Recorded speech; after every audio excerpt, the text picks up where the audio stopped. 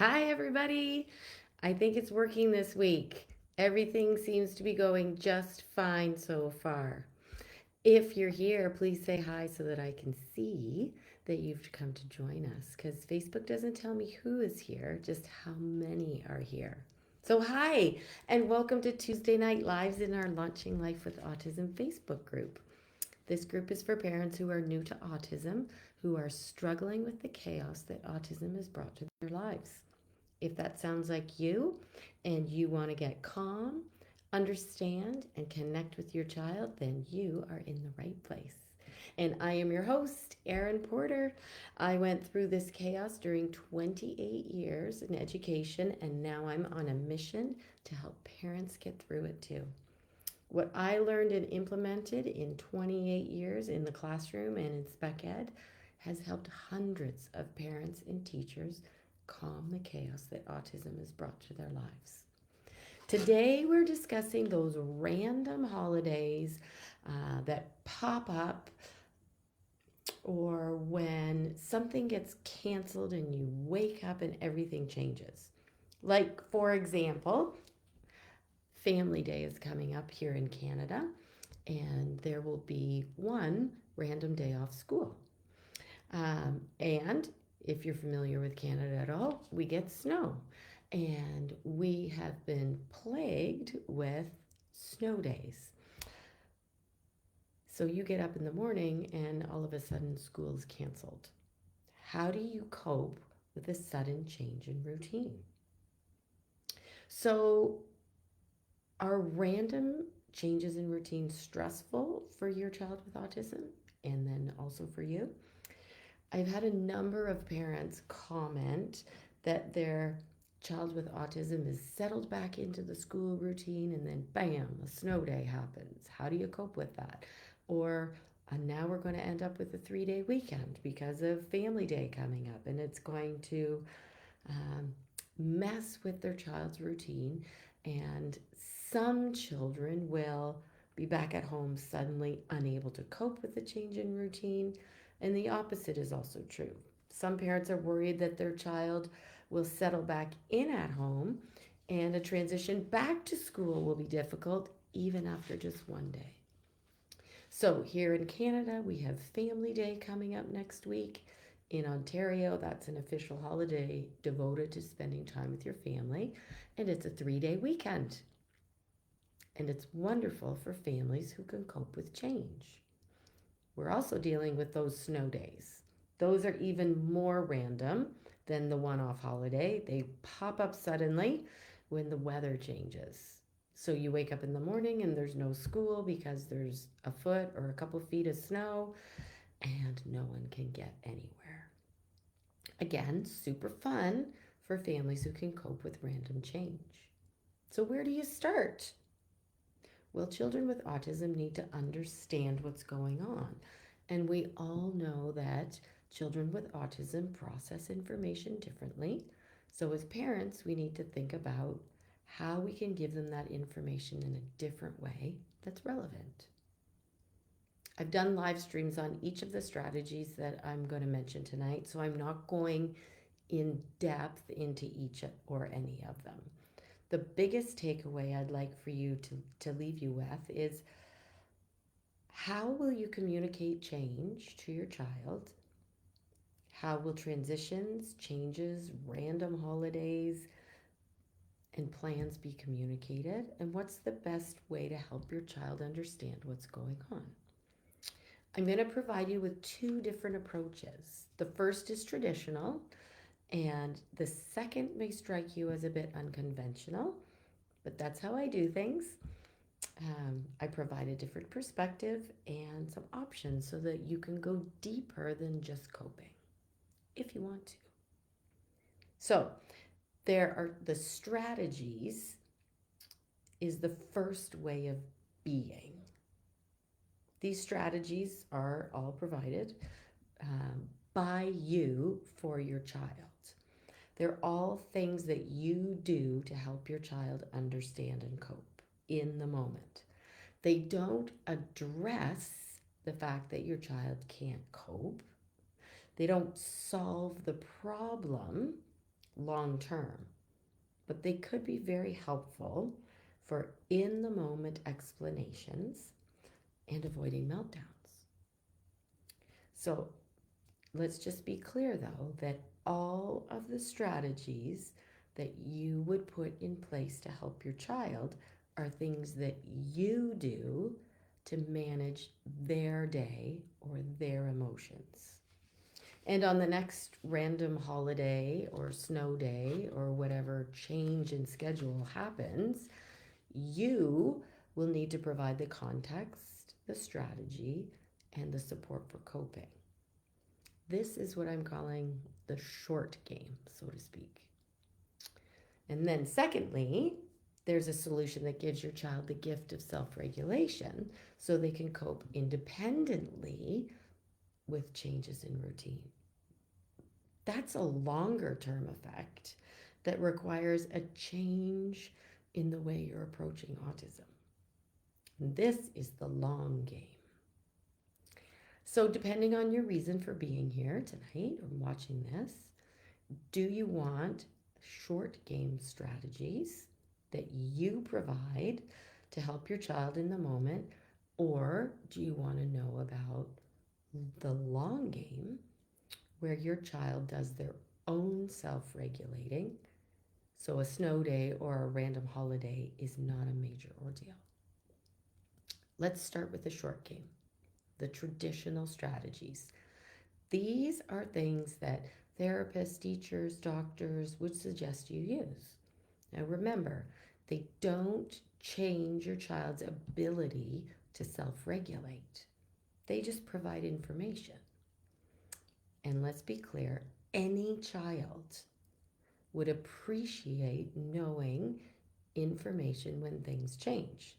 So these are good for everyone in your house if something randomly changes.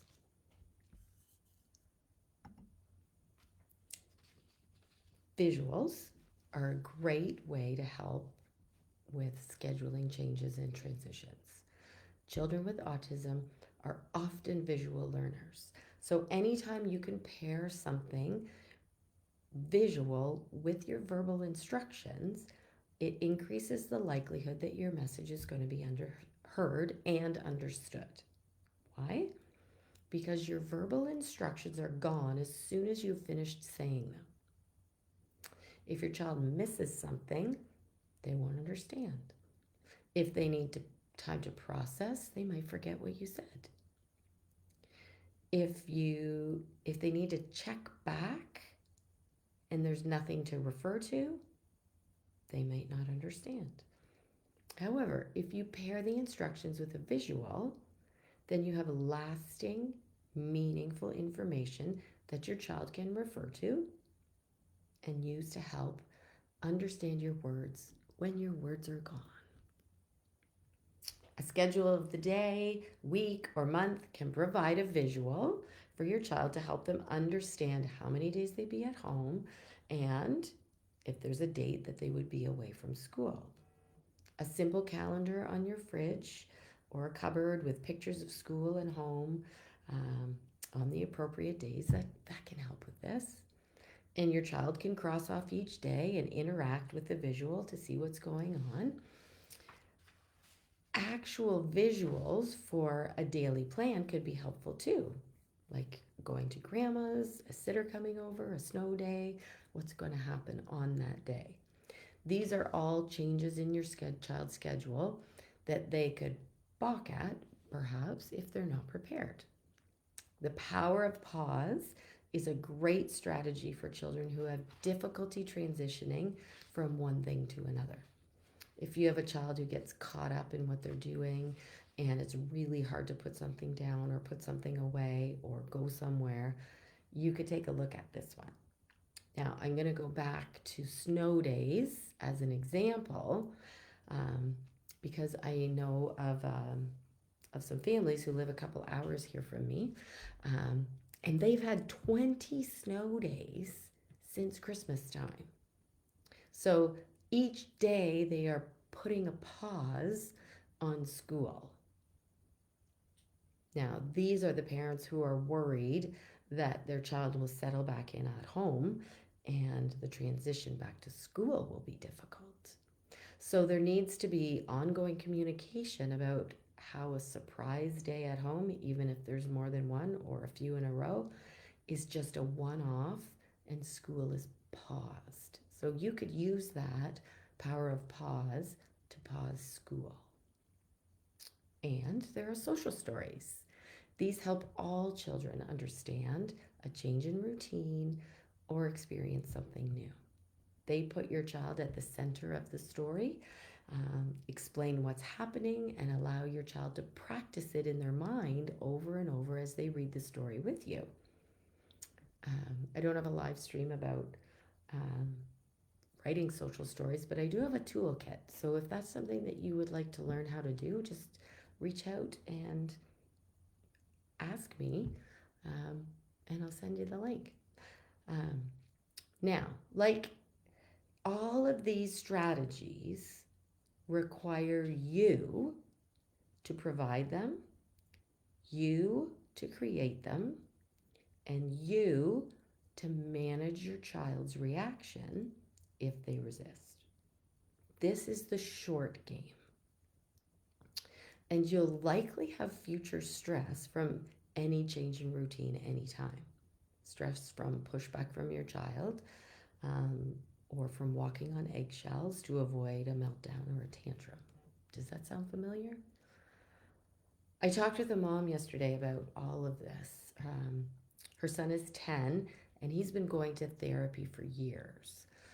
Behind her on the fridge while we were talking, like in the background, there was a daily visual schedule, a calendar of the month.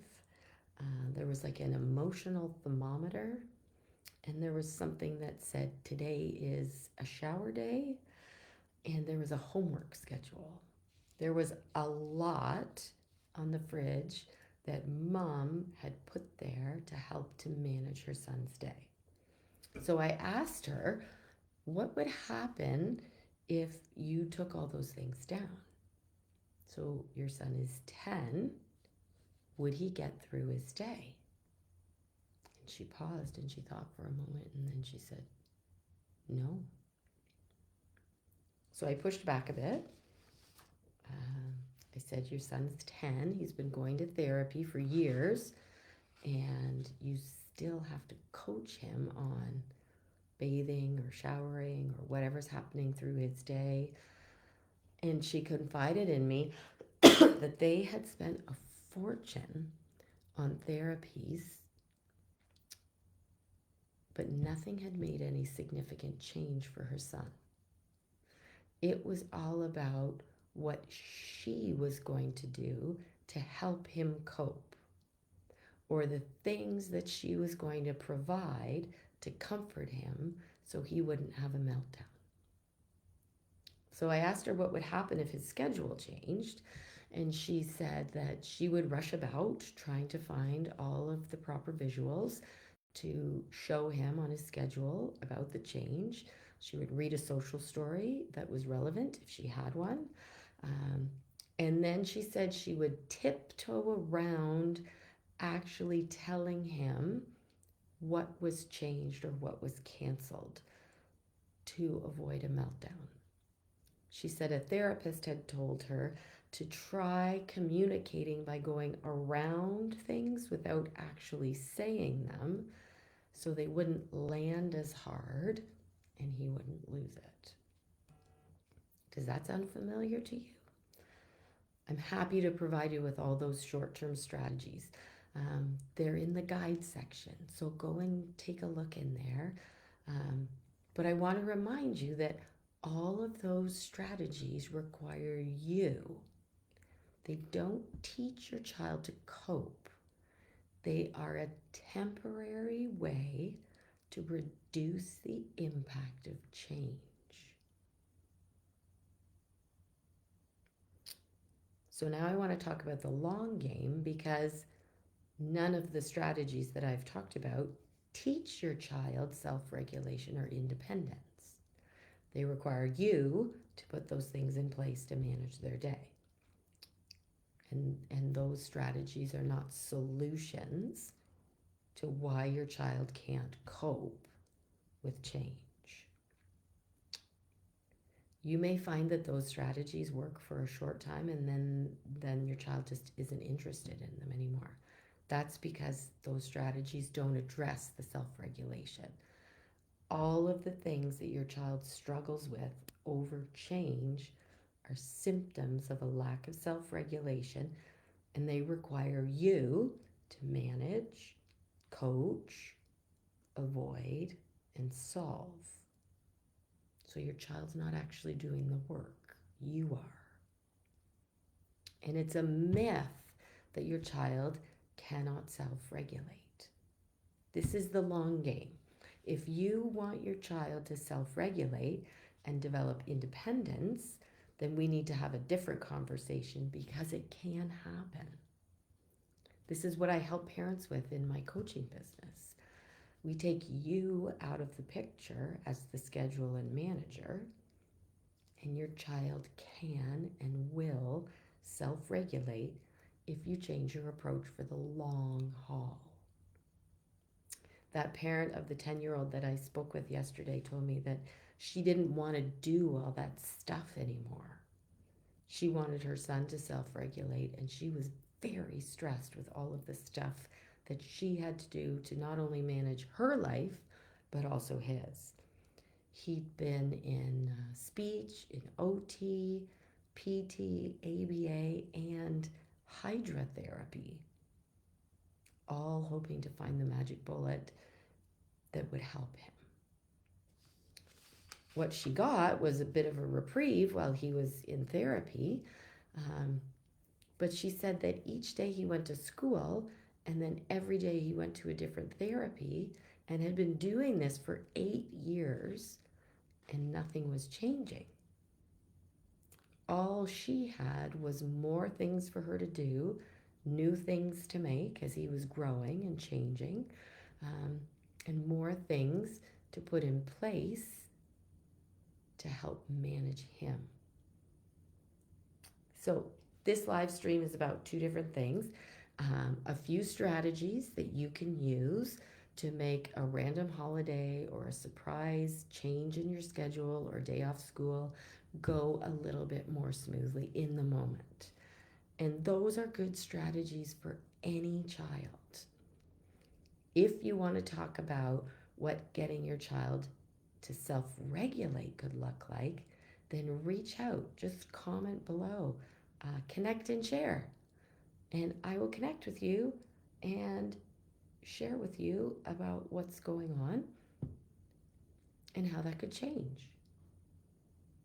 In the short term, there are some strategies that can help you get through these random changes, and they're in the guide section of our Facebook group at the top.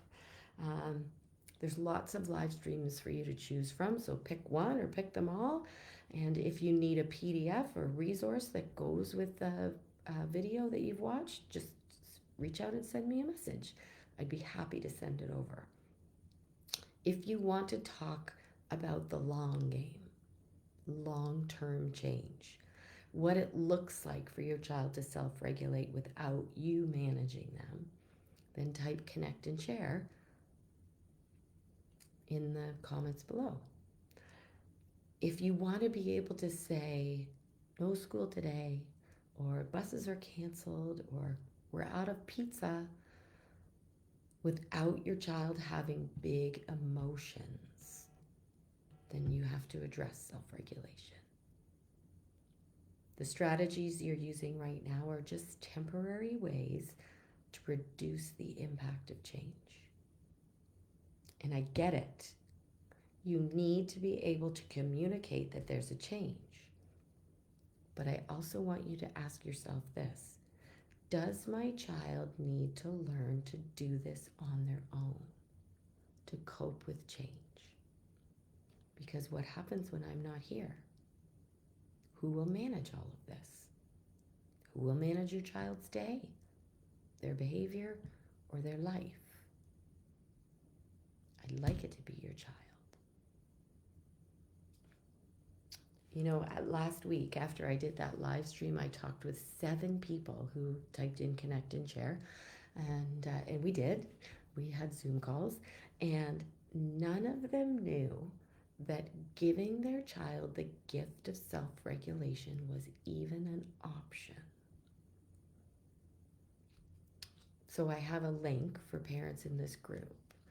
Um, you can use to book a Zoom call to connect and share with me. Type that in the comments and I will send it over if you think it would be helpful. I want you to go beyond the strategies and visuals that you manage. I want you to understand what's going on with your child in self regulation and hear about an actual solution. If that would be helpful to you, then we need to talk. Because no one else is going to tell you about how this can change for your child. Because it can change. Good luck with the strategies. Have fun with the arts and crafts that's involved in putting them all together and creating strategies. And save everything you have so you can use it for the next time. Those things take a long time to make. And your child's educational journey could be up to like 14 years or longer. So you're going to need those visuals for a long time if you're going to play that short game. So if you're thinking that talking would be helpful, then type connect and share in the comments and I'll send over the link so you can have a look and see if there's a time that works for you. And happy Family Day and happy snow days to our Canadian families and who all are having another random day off school. Good night, everyone. I'll see you next week. Goodbye.